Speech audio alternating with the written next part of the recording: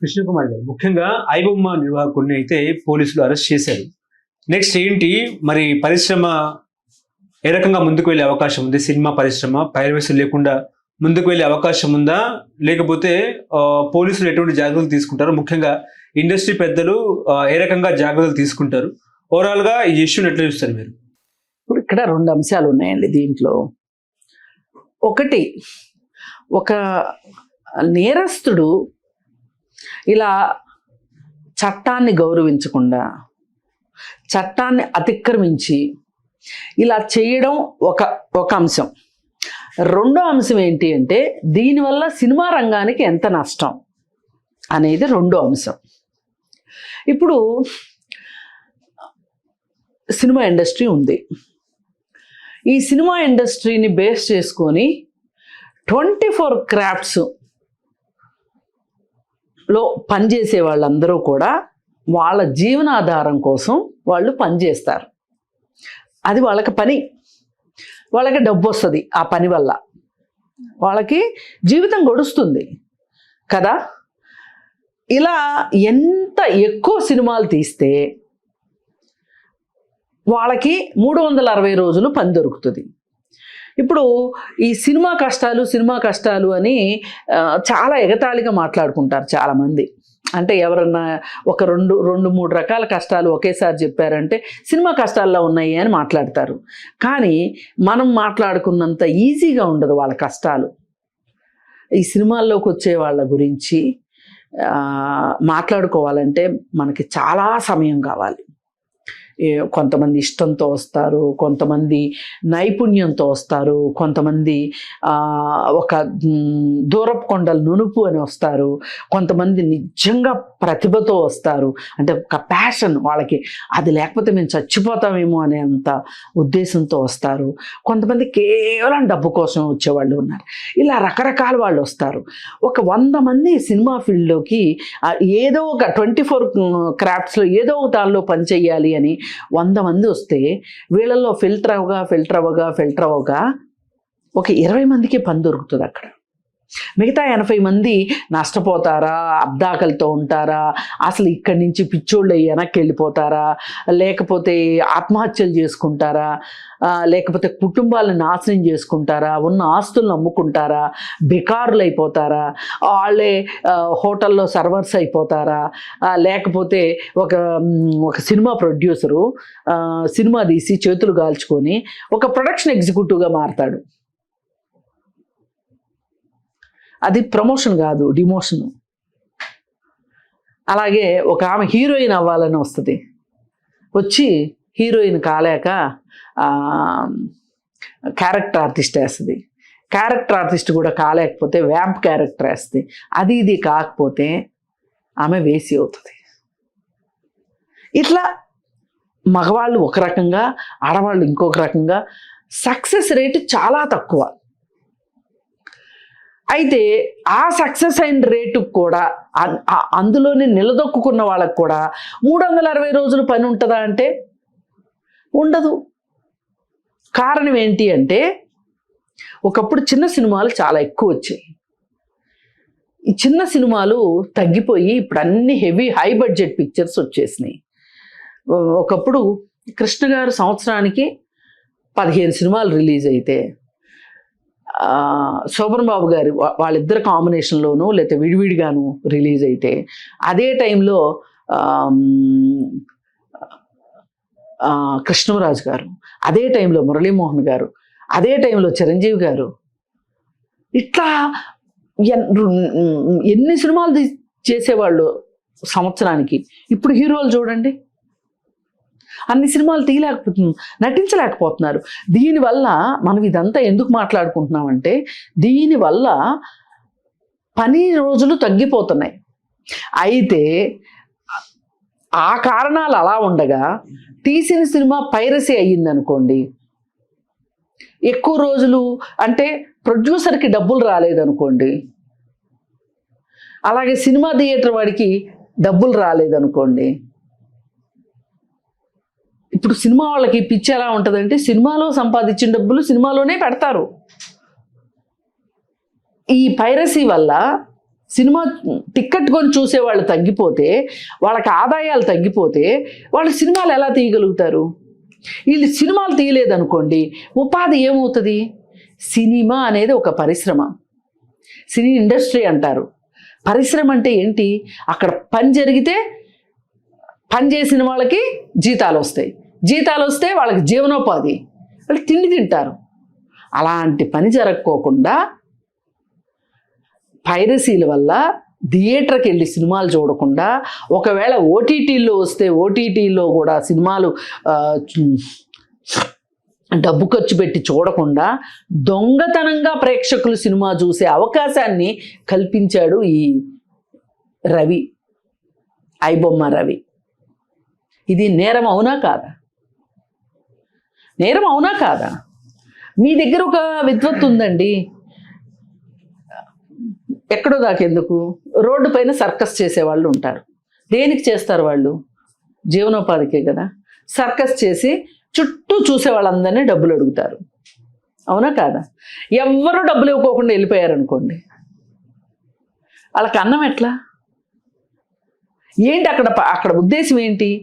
మేము చేసిన ఫీట్లు చూసి మీరు ఆనందించారు కాబట్టి మీకు తోచింది మీరు ఇవ్వండి అంటున్నారు. అలా కాకుండా సినిమాలు ఏంటి, దీనికి 24 క్రాఫ్ట్స్ ఇన్వాల్వ్ అవుతాయి కాబట్టి ఒక టికెట్ రేటు నిర్ణయించారు. అది ఎక్కువనో తక్కువనో సినిమా టికెట్ల రేట్లు తగ్గించమని పోరాటం చేయండి కావాలంటే, అంతేగాని దొంగతనంగా చూస్తానంటే ఈ చూసిన ప్రేక్షకులది తప్పు, ఈ వాళ్ళకి అందుబాటులోకి తీసుకొచ్చిన ఐబొమ్మది తప్పు. అసలు ఐబొమ్మ అనేవాడు చూపించకపోతే ప్రేక్షకులు చూడరు. తప్పు మొదటగా జరిగింది ప్రేక్షకులది కాదు, ఇక్కడ ఐబొమ్మ రవిదే తప్పు. రవి కావచ్చు, రవి లాంటి వాళ్ళు కావచ్చు. ముందు సినిమా పెద్దలు తప్పు లేకపోతే రవి తప్పు లేదు కదా మేడం? సినిమా పెద్దలు తప్పు ఏంటి చెప్పండి ఇక్కడ? అంటే టికెట్ రేటు పెంచడము, ఆ తర్వాత స్నాక్స్ రేట్ కూడా పెంచడము. మనం ఏం చేయాలి అప్పుడు? స్నాక్స్ రేట్ గురించి ఫైట్ చేయాలి, సినిమా టికెట్ల రేట్ల గురించి ఫైట్ చేయాలి. అంతేగాని దొంగతనంగా చేస్తామంటే, ఇప్పుడు ఒక వస్తువు ఎక్కువ రేటుకి అమ్ముతున్నారు, ధరలు తగ్గించమని అడగాలి, అంతేగాని దొంగతనంగా తీసుకుంటామంటే ఎట్ట కుదురుతుంది? ఇప్పుడు సగటు ఫ్యామిలీ ఏమైనా అండి 2000 అయినా సరే దొంగతనంగా చూడడం దొంగతనమే. ఇది మట్టుకు అసలు మనం సమర్థించే విషయమే కాదు. ఇట్లా అయితే అన్నిటికీ దొడ్డిదారులు ఎత్తుక్కుంటారు, దొంగదారులు ఎత్తుక్కుంటారు. ఒక మనిషిని దొంగను చేయడమేనా పని? అందరూ కలిసి మేము అసలు సినిమాలే చూడము, మీరు ఈ టిక్కెట్లు పెడితే అని ఎందుకు అనలేకపోతున్నారు? మీకు మీరు బ్యాన్ పెట్టలేరా? కాదు, మనకు అసలు అంత నొప్పి మనకు ఉండకూడదు. వీలైతే డబ్బుంటే డబ్బు ఖర్చు పెట్టి చూస్తాం, లేదు వీలైతే దొంగతనంగా సినిమా చూస్తాం. ఈ 2 మార్గాలే ఎంచుకోవడం తప్పు. మీకు ఎక్కువ అనిపించినప్పుడు మీరు మీరు ఏమంటారు, బాయ్కాట్ చేయండి. ఇప్పుడు సినిమా హాల్లో పాప్కార్న్ రేటు ఎక్కువ ఉంది, కరెక్టే. పాప్కార్న్ కొనకండి. ఏం చేస్తాడు అప్పుడు? కొనకపోతే ఏం చేస్తాడు? తగ్గించి అమ్ముతాడా లేదా? మనిషికి ఇవాళ ఒక సమస్య గురించి మాట్లాడటం నామోషి అయిపోయింది. అక్కడ గొడవ పెట్టుకోవాలి అనుకుంటే మన హక్కు ఏంటి? ఎంఆర్పి రేటు ప్రకారం కొనుక్కునే హక్కు వినియోగదారుడికి ఉంది. ఎంఆర్పి కంటే నువ్వు రేట్ ఎక్కువ పెట్టావేంటి అని నిలదీసే హక్కు మనకుంది. మన హక్కు మనకున్నప్పుడు మనం హక్కుల కోసం మాట్లాడకపోతే ఎట్లా? హక్కుని హక్కుగా మాట్లాడడం నేర్చుకోండి. మేము బిజీ, మేము ఇక్కడ ఖర్చు పెట్టినా ఇంకో చోట సంపాదించుకునే తెలివితేటలు మా దగ్గర ఉన్నాయి అనే ఒక నిర్లక్ష్యం, ఒక ధోరణిని చూసారా మనుషుల్లో? ఆ ధోరణి వల్లే ఇలాంటి దొంగలు ఎక్కువ అవుతున్నారు. ఒక సగటు ఫ్యామిలీ, ఒక మిడిల్ క్లాస్ ఫ్యామిలీ ఈ రోజుల్లో సినిమా చూడాలంటేనే భయం వేస్తున్న పరిస్థితి. నేను కాదనట్లే, దానికి మీరు చేయాల్సి మాక్సిమం 2000 ఉంటేనే తప్ప. అవునండి, నేను కాదనట్లా. ఈ రోజుకి శ్రీరాముల థియేటర్ ఉంది. టికెట్ ఎంత శ్రీరాముల థియేటర్లో? ఎందుకు మనం శ్రీరాముల థియేటర్కి వెళ్ళట్లేదు? శ్రీరాముల థియేటర్కి మల్టీప్లెక్స్ థియేటర్కి ఏంటి డిఫరెన్స్ చెప్పండి? పైగా పాప్కార్న్ గురించి, కూల్ డ్రింకుల గురించి, అక్కడ తినే మేత గురించి, తిండి గురించి కంప్లైంట్ చేయడము అంటే, మనం అక్కడికి వెళ్ళాము అంటే అందుకు సిద్ధపడే వెళ్ళాలి. వెళ్ళదలుచుకోకపోతే పోరాటం చేయాలి. ఇవాళ పెట్రోల్ రేట్ పెరిగితేనే పోరాటం చేయని మనుషులు అయిపోయారండి. ఇవాళ అంటే ఈ ధీమా ఎక్కడి నుంచి వస్తుందో చెప్పంటారా? నాకు డబ్బు సంపాదించడం తెలుసు, నేను సంపాదించుకోగలను, నేను ఏ మాయ చేసైనా డబ్బు సంపాదిస్తాను, నేను ఎందుకు ఇక్కడ టైం వేస్ట్ చేసుకోవాలి ఈ విషయాల దగ్గర, ఇక్కడ ఖర్చు పెడదాం, ఇంకో చోట సంపాదిద్దాం. ఈ ధోరణి నీకెక్కడైతే నీ హక్కుని నువ్వు పదిలపరుచుకోలేవో అప్పుడు నువ్వు ఎక్కువ తప్పులు చేయాల్సి వస్తావు. ఇక్కడ ఈ ఐబొమ్మ విషయంలో, రవి విషయంలో ఖచ్చితంగా అతను వ్యవస్థలో ఉండే కొన్ని లోపాలని ఆసరాగా చేసుకొని అతను ఒక క్రిమినల్ యాక్టివిటీకి పాల్పడ్డాడు. మనం ఇలాంటి క్రిమినల్ని సపోర్ట్ చేశాము అంటే మన మనసులో కూడా ఎక్కడో చట్టాన్ని గౌరవించని ఒక మనస్తత్వం మన దగ్గర ఉంది అని అర్థం. ఆ మనస్తత్వం మన దగ్గర ఉండబట్టే మనం దాన్ని, ఆ ఐబొమ్మ రవిని సపోర్ట్ చేస్తున్నాం. అసలు ఐబొమ్మ రవి అతను అలా విధంగా సినిమా చూపించే అవకాశాన్ని ఇస్తున్నాడు అంటే అతను చేసే తప్పులు మనం కూడా భాగం పంచుకుంటున్నాము అనే ఒక ఆలోచన మనుషులకి రావట్లేదు అంటేనే ఎక్కడో లోపం జరుగుతుంది. మనిషికి ఒక నైతిక విలువల పట్ల, అలాగే రూల్స్ రెగ్యులేషన్స్ పట్ల, చట్టం పట్ల మనకి ఒక నిర్లక్ష్య ధోరణి వచ్చేసింది. అదేమంటే వీళ్ళు ఏం మాట్లాడతారంటే, ఒక ఎమ్మెల్యే సంపాదించుకోవట్లేదా, ఒక వ్యాపారస్తుడు మోసం చేయట్లేదా, ఒక ఉద్యోగి మోసం చేయట్లేదా, ఒక గెజిటెడ్ ఆఫీసర్ మోసం చేయట్లేదా అని వీళ్ళకి వీళ్ళు సరిచెప్పుకుంటున్నారు. నేను ఎంఆర్ఓ ఆఫీస్కి వెళ్తే నాకు ఫ్రీగా చేయాల్సిన పని కూడా లంచం అడుగుతున్నారు కదా, నేను అక్కడ లంచం ఇవ్వకోకుండా నా పని జరగట్లేదు కదా, అందుకని నాకు నచ్చిన చోట, నాకు అవకాశం ఉన్న చోట నేను డబ్బు సంపాదిస్తాను అనే ధోరణి మనుషుల్లో ఎక్కువైపోయింది. ఇది ఒక అంటువ్యాధి, ఒక రకంగా ఇది ఒక జబ్బు, ఈరోజు సమాజాన్ని పట్టి పీడిస్తున్న జబ్బు. అందుకే ఈ జబ్బులో ఉంటున్నాం కాబట్టే ఇలాంటి వాళ్ళని మనము సైలెంట్గా ఎంకరేజ్ చేస్తున్నాం కాబట్టి ఇలాంటి రవిలు పుట్టుకొస్తున్నారు. ఇవాళ మీకు బెట్టింగ్ యాప్లు నడుస్తున్నాయి అన్న, ఇవాళ ఎన్ని రకాల ఫైనాన్షియల్ ఫ్రాడ్స్ జరుగుతున్నాయి అన్న, దానిని తెలిసో తెలియకో, ఆలోచించకుండానో ప్రజలే చేస్తున్నారు ఇదంతా. హైకోర్టు వెబ్సైట్ కూడా హ్యాక్ అయిందంట. అవుతాయి ఎందుకంటే అక్కడ ఆ హ్యాకింగ్ కి ఊతం ఇచ్చే వాళ్ళు అదే ఆఫీస్ లో ఉంటారు. ఎందుకవు? ఓకే, ఇప్పుడు నేను ఒక సజెషన్, అంటే నాకు ఒక డౌట్ ఏంటంటే, రవిని మన సైన్యంలో పంపిస్తే బాగుంటుందిగా. ఎట్లా? రవిని ఇప్పుడు ఐబొమ్మ రవిని మన సైన్యంలో పంపిస్తే బాగుంటుంది. ఏం చేస్తాడు సైన్యంలోకి వెళ్ళి? పొరుగు దేశం వల్ల మన దేశం మీద ఏమైనా హ్యాకింగ్ పాల్పడ్డా కూడా అవన్నీ కూడా చెప్పేస్తారు కదా మనోడు.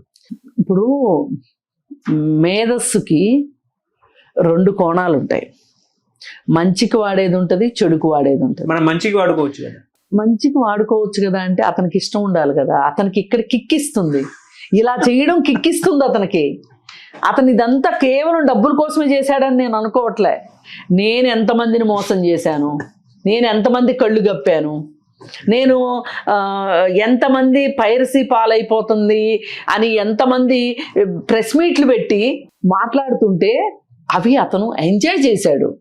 అందుకే 100 గుడ్ల రాబందు కూడా ఒక గాలివానకి సచ్చిందని చివరికి ఇక్కడ దొరికాడు వచ్చి.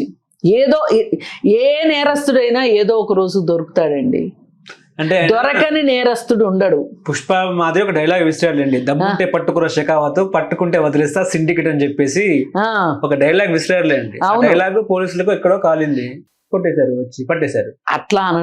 అలా అని కూడా కాదండి, పోలీసులు వాళ్ళ విధిని వాళ్ళు నిర్వర్తించారు. వాళ్ళు ఏమి చాలా ఎక్స్ట్రాడినరీగా చేసింది ఏమీ లేదు ఇక్కడ, అది వాళ్ళ పని. ఈ దేశంలో ఎవరి పని వాళ్ళు చేస్తే చాలు. చట్టం తన పని తాను చేసుకెళ్ళింది. ఇవాళ కాకపోతే రేపు, రేపు కాకపోతే ఎల్లుండి. నేను అదే చెప్తున్నా, మోసం ఎల్లకాలం చెయ్యలేరు. చట్టాన్ని మతలబు చేయడం అన్నిసార్లు అన్ని వేళలా కుదరదు. ఏది ఏమైనా నచ్చిన విషయం ఏంటంటే ఇక్కడ ఈ ఐబొమ్మ రవి అనే అతను ఇప్పటికైనా దొరికాడు. ఇప్పుడు ఇట్లాంటి వాళ్ళు చాలా చాలా తెలివిగా ఉంటారు. వీళ్ళకి తెలివితో పాటు ఒక రకమైన ఒక ప్లెజర్ అంటారు చూసారా, ఎవరినన్నా మోసం చేస్తే వచ్చే ప్లెజరు. ఇప్పుడు కొంతమందికి దానం చేస్తే ఒక ప్లెజర్ వస్తుంది, ఒక తృప్తి వస్తుంది, మంచి ఎండార్ఫిన్స్ రిలీజ్ అవుతాయి బాడీలో. ఇప్పుడు మదర్ తెరిసా ఉన్నారు, ఆవిడ నిస్సహాయాల కోసం పనిచేస్తారు. ఆవిడకి అలా పనిచేసిన ప్రతిసారి ఆమెకి ఒక శక్తి వస్తుంది దేహంలో, ఆమె శరీరంలో ఒక శక్తి వస్తుంది. ఆ శక్తి ఆవిడని నడిపిస్తుంది. అప్పుడు అందుకే మంచి పనులు చెయ్యండి, మంచి పనులు చేసినప్పుడు మీకు శక్తి ఎక్కువ వస్తుంది అని చెప్తారు. ఇప్పుడు ఆ ఫిలాసఫీయే చాలా మందికి ఫిలాంథ్రపిస్టులకి అంటే దాతృత్వం చేసే వాళ్ళకి అదే ఒక మూల సూత్రం. వాళ్ళకి డబ్బు సంపాదించినప్పుడు వచ్చే సంతోషం కంటే కూడా వాళ్ళ డబ్బు సద్వినియోగం అవుతున్నప్పుడు వాళ్ళకి చాలా సంతోషం వస్తుంది.